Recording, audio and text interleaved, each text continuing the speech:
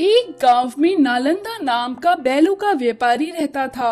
वो आसपास के किसानों को बैल ब्याज पर देता था। इससे उसे बड़ा लाभ होता था।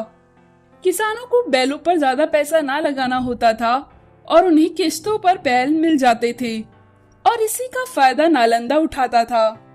वो बूढ़ी और बीमार बैलों को 3 गुना दाम में बेच देता था। इससे उसे बड़ा लाभ होता था।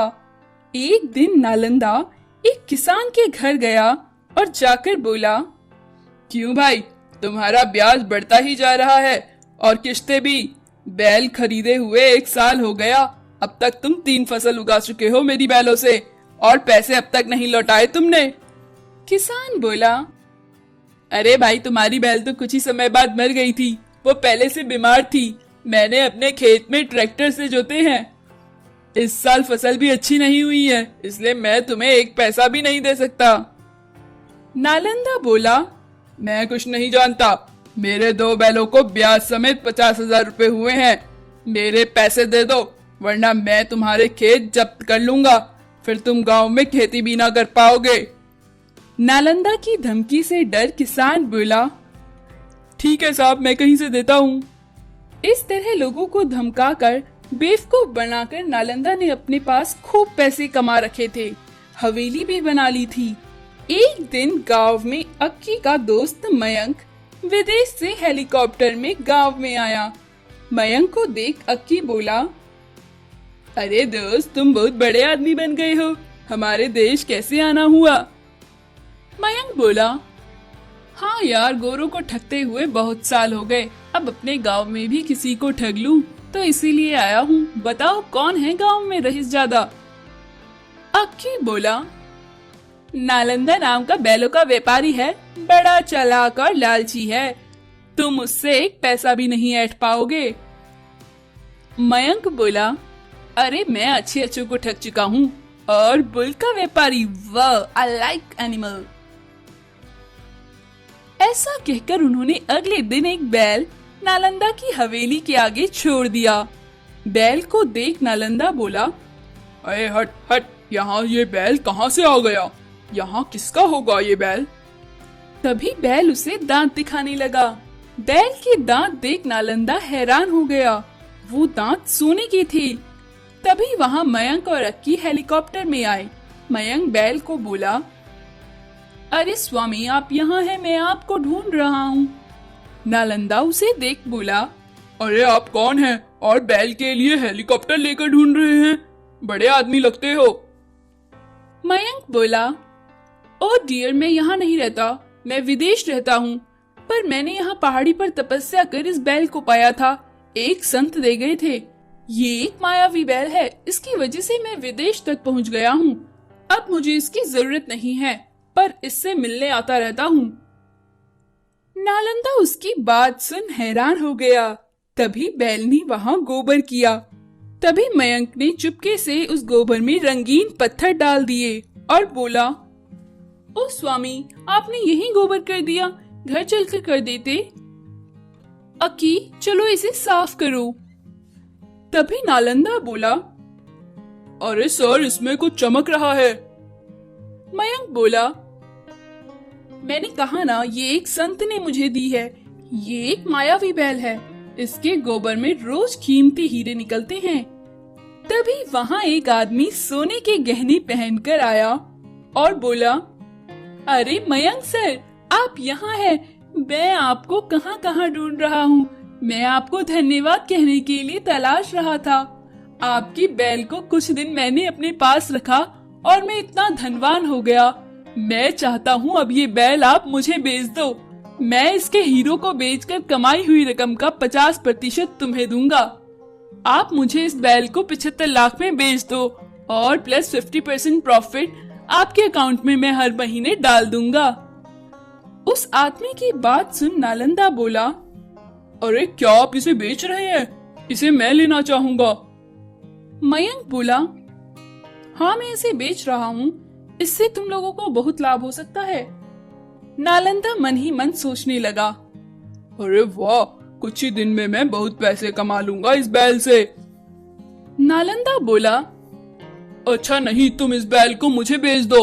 मैं तुम्हें 1 करोड़ रुपए प्लस 70% इसके हीरे बेचकर कमाए हुए पैसों का दूंगा।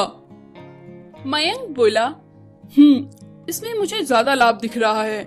मैं ये बैल नालंदा को बेचूंगा। 70% प्रॉफिट मेरे अकाउंट में हर महीने जमा करवा देना। 1 करोड़ रुपए मुझे 2-3 दिन में करवा दो, क्योंकि मुझे जल्द ही विदेश जाना है। नालंदा ने अपना जमा पैसा और हवेली बेचकर 1 करोड़ रुपए मयंक को दे दिए। मयंक बोला, नालंदा जी, अब 10 दिन से कम में भी अपनी ये जायदाद हीरे बेचकर पालोगे, तो चिंता ना करना। नालंदा मयंक की बात सुन खुश होता है। मयंक 1 करोड़ रुपए लेकर उसमें से कुछ पैसे अक्की और उस आदमी को देता है और हेलीकॉप्टर में वहाँ से चला जाता है। नालंदा बैल के गोबर का इंतजार करता रहता है। बैल गोबर करती है पर उसमें कुछ नहीं होता। नालंदा गोबर में हाथ से छांटता रहता है पर उसे कुछ नहीं मिलता। नालंदा दुखी होता है। वो ऐसा रोज करता है। एक दिन वो एक ब्रश लेकर बैल के दांतों को घिसता है। सोने की परत हट जाती है। बैल के सफेद दांत होते हैं। ये देख नालंदा को समझ आ जाता है कि उसको ठग लिया गया है। अपना दिवालापन वो सहन नहीं कर पाता। नालंदा पागल हो जाता है। मेरे पास तो हीरे का बैल है, मेरे पास तो हीरे देने वाली बैल है। मैं बहुत अमीर आदमी बन जाऊंगा। देखना देखना, मैं कुछ दिन में अमीर बन जाऊंगा। उसकी बीवी उसे पागल खाने में भर्ती करवा देती है। तो दोस्तों, लालच करना और किसी को ठगना बुरी बात है। Flying golden horse. आमेर देश का एक राजा था। उसका नाम मानसिंह था। वो अपने देश का परिपालन करता था। उसके 2 बेटे थे। बड़े बेटे का नाम अभिमन्यु सिंह तथा छोटे बेटे का नाम किशन सिंह था। एक बार मानसिंह बहुत बीमार पड़ गया। उसे अपने देश की चिंता सताने लगी। उसके बाद उसके देश का परिपालन कौन अच्छे से करेगा। उसने अपने दोनों बेटों अभिमन्यु और कृष्ण को अपने पास बुलाया और कहा, बेटा, मेरा अंतिम समय आ गया है। अब मैं ज्यादा दिन नहीं जी सकूंगा। इसलिए मैं अपने देश की डोर ऐसे हाथों में देना चाहता हूँ जो देश का अच्छे से परिपालन कर सके। इसलिए मैं तुम दोनों की परीक्षा लेना चाहता हूँ। दोनों बेटे अभिमन्यु और कृष्ण सहमत हो गए। राजा मानसिंह ने कहा, हमारे पास एक जादुई सोने का घोड़ा है जो उड़ सकता है। उसे एक महर्षि ने मुझे आशीर्वाद के रूप में दिया था और एक सोने की चाबी दी थी, परंतु वो चाबी मुझसे एक खेत में गुम हो गई। वो सोने का घोड़ा उस सोने की चाबी से ही उड़ सकता है। आज तक मैं उस चाबी को नहीं ढूंढ पाया हूँ। तुम दोनों में से जो उस चाबी को ढूंढ लेगा वही इस देश का राजा बनेगा। दोनों बेटे अभिमन्यु और किशन चाबी खोजने चल दिए। बड़ा बेटा अभिमन्यु बहुत ही आलसी था। वो अपने नौकरों से बोला, सुनो, जो चाबी ढूंढ कर लाएगा उसे बड़ा इनाम दिया जाएगा। मुझे वो चाबी जल्द से जल्द चाहिए। किंतु छोटा बेटा कृष्ण बहुत मेहनती था।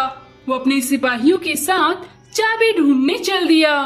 उन्होंने पूरे गांव के खेतों की खुदाई करी, परंतु वो चाबी उन्हें नहीं मिली। बड़ा बेटा अभिमन्यु बोला, मुझे तो लगता है पिताजी हमसे झूठ बोल रहे हैं। अब वो चाबी हमें ढूंढना बंद कर देनी होगी। अभिमन्यु ने चाबी ढूंढना बंद कर दिया, परंतु छोटे बेटे कृष्ण ने हार नहीं मानी और खुद भी खेतों की खुदाई करने लगा। जिस खेत को वो खोदते वहाँ चाबी ना मिलने पर वो वहाँ गेहूं और चावल की फसल बो देते थे। एक बार किशन खुद खेत की खुदाई कर चाबी ढूंढ रहा था। उसे वहाँ चाबी मिल गई। सोने की चाबी पाकर किशन बहुत खुश हुआ और चाबी लेकर अपने पिता मानसिंह के पास पहुँचा। मानसिंह चाबी को पाकर बड़ा खुश हुआ। मानसिंह ने अपने छोटे बेटे किशन को आमेर का राजा घोषित कर दिया और उड़ने वाला सोने का घोड़ा किशन को मिल गया। आमेर देश में इतनी सारी जगह धान और गेहूं बो दिए गए थे कि उस देश को भूखे मरने की नौबत कभी नहीं आने वाली थी। तो दोस्तों, हमें मेहनत करते रहनी चाहिए।